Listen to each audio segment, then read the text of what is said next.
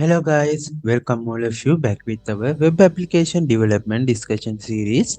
Today we are going to talk about how we can design this manage all users web page and how we can program our user blocking process. So first look into the designing part. First in here we have inserted a label as manage all users. Then in here we have inserted a search area and we have given a search button as search user. When an admin insert a user's name in here and click on this search user button, that admin can find the relevant user. So as you can see, it's going to give us that user's details. After that, in here we have inserted the ID and then profile image, username, email, mobile number and registered date. After that part, in here we have inserted the number as 1. Then here we have given the user profile image, then the user first name and last name, email address, the relevant mobile number and that user's registered date and time. After that, in here we have inserted the button as block. So when the admin click on this block button, it's going to block the user. So let's click on this commerce block button. When we click on that, it's going to change the color and inside word as unblock. So now this is a blocked user, so that user cannot log into our web page. So if we click again this unlock button, it's going to unlock that user. So as same as in here we have loaded all the users available in our database. After that, in here we have inserted the pagination. So let's go into our code and see how we have achieved this. And here we have our manage users.php file. Then in here we have inserted the PHP script. Within this PHP script, first we have started the session. Then we have imported our connection.php file into this manage users.php file. Then from here we have checked whether the admin is logged into our web page or not. If this condition is true, then in here we have taken that admin email address and we have stored it in variable mail. After that, in here we have inserted our HTML version tag, HTML opening tag, and then in here we have inserted our head part and body part. Within the head part, first we have inserted our Bootstrap meta tag, the title of web page, and then we have linked our style sheet with this file. And we have linked bootstrap.css, bootstrapicon.css, style.css files. Then in here we have changed our web page icon into loader.hvg icon. After that, in here we have our body part. We have given it a style tag and we have changed background color, background image into a linear gradient. Then in here we have our container fluid and we have given it a ID as user. After that, in here we have our label as manage all users. Then in here we have our search area. In here we have inserted the input field and we have given its type as text, and we have given this input field on change function as search user, and we have also given its ID as name. Then here we have our search user button and we have given its on click function as search user. Then in here we have inserted our labels as ID, profile image, username, email, mobile and registered date. After that, in here we have inserted the PHP script and we have used this part to create our pagination. We have talked about this in our previous videos, so now we are only going to briefly talk about this. Within this PHP script, here we have given a piece of query into this variable query, and then we have created the variable as page num. After that, in here we have run this query and we have stored that result set in user rs variable. In the next line, we have checked how many rows are available in users rs variable and we have stored it in variable user num. In the next line, we have created the variable as results per page and we have given it as 20. In the next line, we have given a variable as number of pages and we have called the sale function and in here we have done a calculation to calculate how many pages are going to need. After that, in here we have run a search query and we have stored that result set in selected rs variable. Then in here we have checked how many rows are available in selected rs variable and we have stored it in selected num variable. Then in here we have started the for loop and we have created a variable as x assign value 0. Then we have checked whether the $x variable value is less than selected num variable value or not. Then we have add one value to this $x variable. In the next line we have taken the first row from selected rs variable and we have stored it into variable selected data.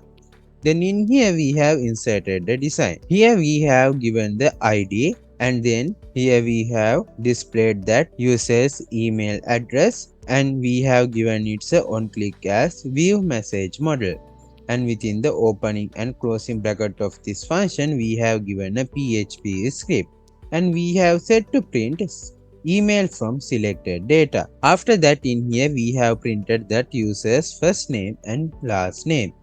After that, in here we have printed that user's email address, user's mobile number in here and the join date and time from here. After that, we have inserted the PHP script and we have checked whether the status value of selected data variable is equal to 1 or not.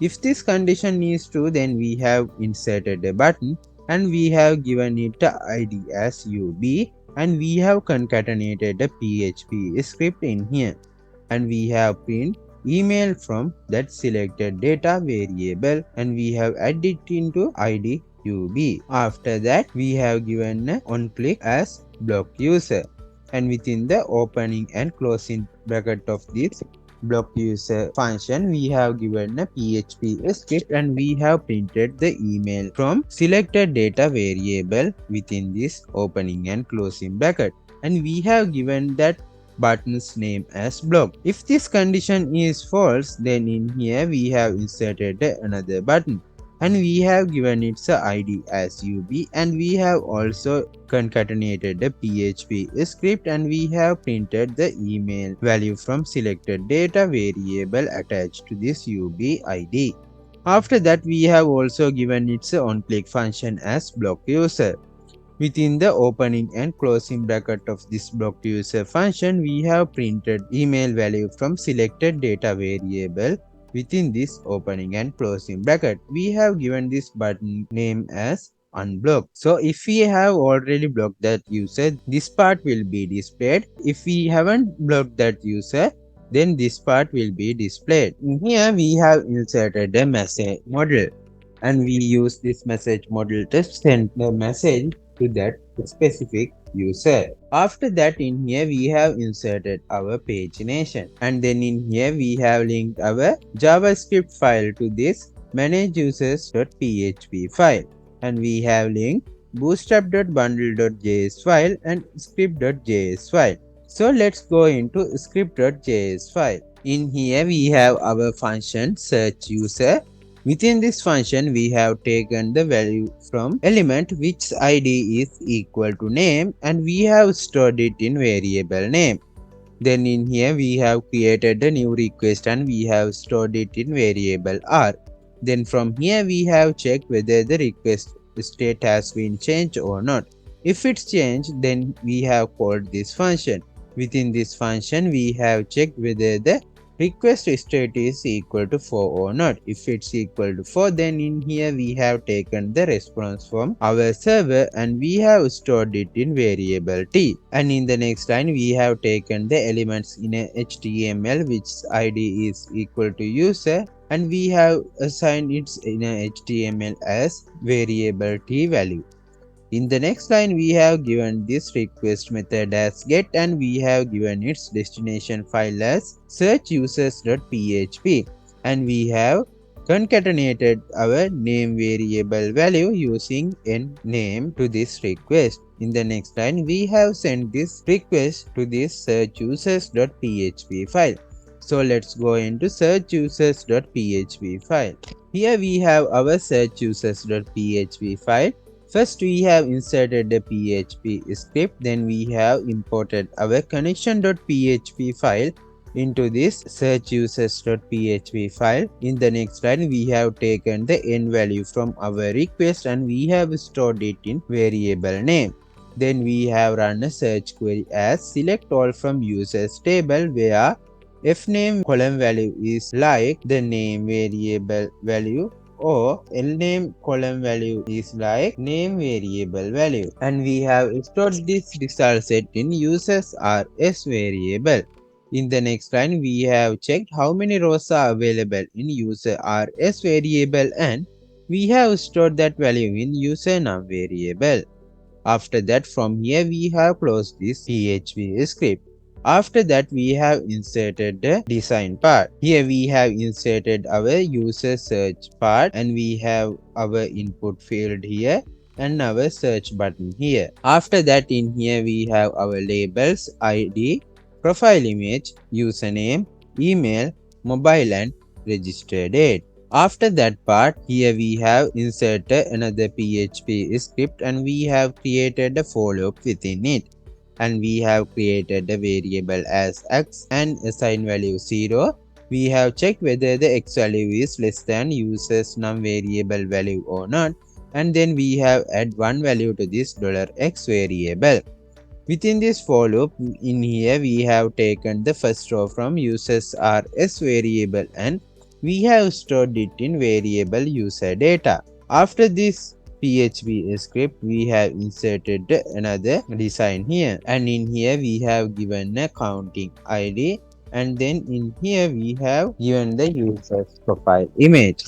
After that, in here we have given that user's name as first name and last name, and then in here we have given that user's email address.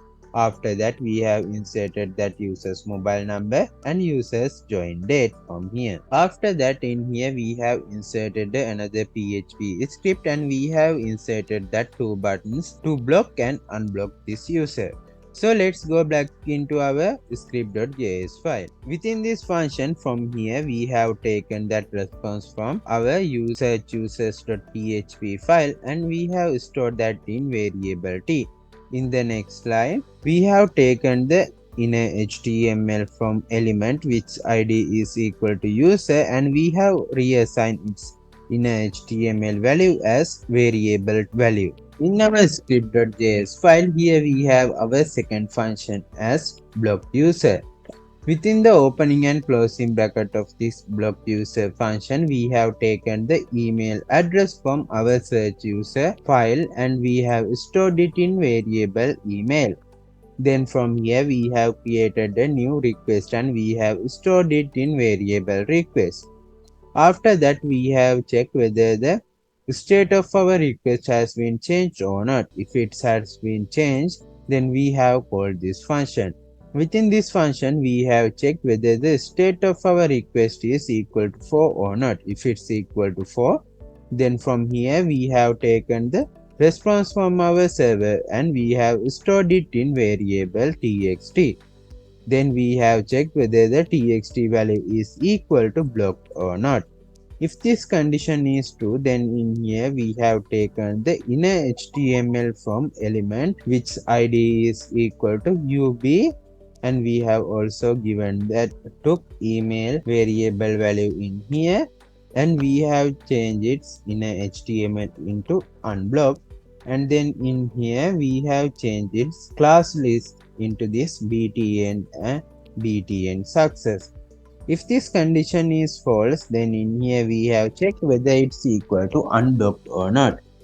If this condition is true, then in here we have changed its inner HTML into block and we have changed its class list into btn and btn danger.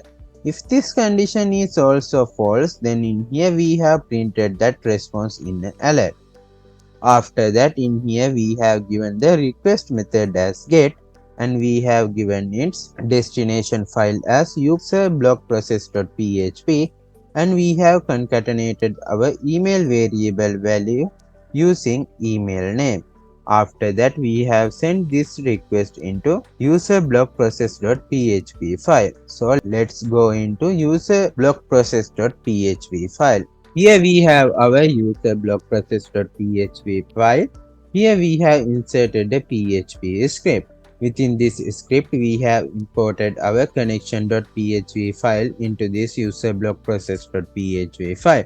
Then we have checked whether the email value has been set in our request or not.